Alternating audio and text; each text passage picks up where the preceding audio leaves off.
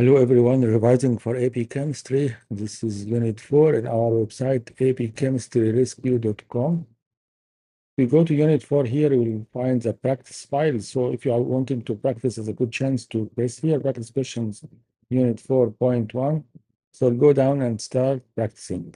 Okay, this is a little explanation if you want to know about the unit first, but for our video here, we'll go to the questions. I have equimolar samples of CH3OH, that's methyl alcohol, and C2H5OH, that's ethyl alcohol. So both of them are alcohol liquids placed in a separate previously evacuated rigid 2-liter vessels. Each vessel is attached to a pressure gauge and the temperature are kept at 300 Kelvin. So the temperature is fixed and they are sitting in a fixed volume. In both vessels, liquid is observed to remain present at the bottom of the container at all times. The change is in pressure inside the vessel containing the methyl alcohol is shown below, the methanol. Which of the following best describes the change that takes place immediately after the CH3OH is introduced into the previously evacuated vessel? Is it A, chemical change takes place because covalent bonds are broken, or B, chemical change takes place because intermolecular attractions are overcome? A physical change takes place because covalent bonds are broken, or physical change takes place because intermolecular attractions are overcome? Let's see. So let's have a look. This is the methyl alcohol, methanol, and the ethanol. This is the boiling point and Lewis diagrams. And our question is asking us to do what?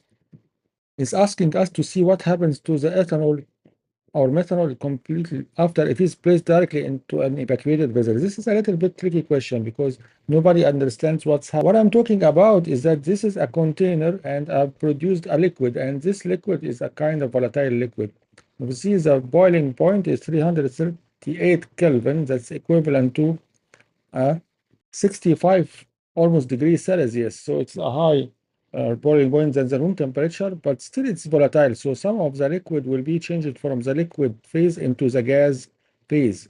So the question is asking what is exactly changed so that the liquid is changed into gas. We know very well from the previous unit that in order to change from liquid into gas, you don't break the covalent bonds.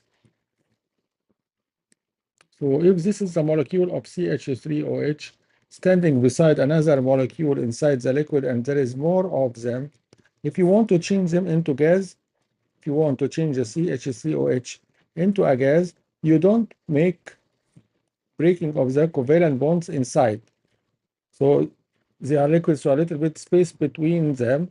If you want to separate them from each other, what you are going to break is the intermolecular forces. So you are going to break the hydrogen bonding or the LDF forces, which is between the molecules and each other. But you don't touch the bonds inside the compound. So the bonds between carbon and oxygen and the bonds between the hydrogen, this is not touched. It's only the intermolecular forces that's broken. So we can say clearly that the answer is a physical change because only intermolecular forces are overcome. And if you wish, you can find the answers here.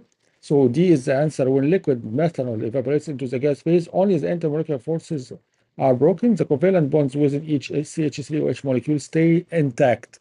The molecule itself does not change. You cannot touch the molecule. This CH3OH is the molecule of the methanol, and it stays the same. You don't touch this bond. You don't break this bond. Covalent bonds are the same inside the molecule, and it's not touched.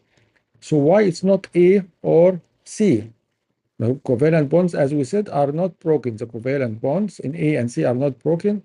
And you cannot say B because it's not a chemical change. It's changed from the liquid form into the gaseous form. It's still the same substance. It's not chemical change. It's still methanol. So if you change it only from liquid form into gaseous form, it's not a new substance form, just a phase change, and phase change is a physical change.